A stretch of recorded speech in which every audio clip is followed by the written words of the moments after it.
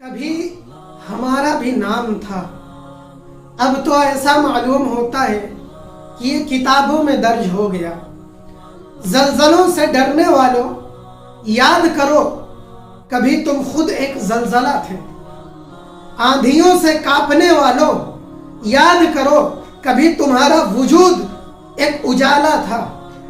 بادلوں سے گرنے والا پانی، اس کو دیکھ کر تم اپنے پائچے چڑھانے لگتے ہو کہ کہیں بھیگ نہ جائے۔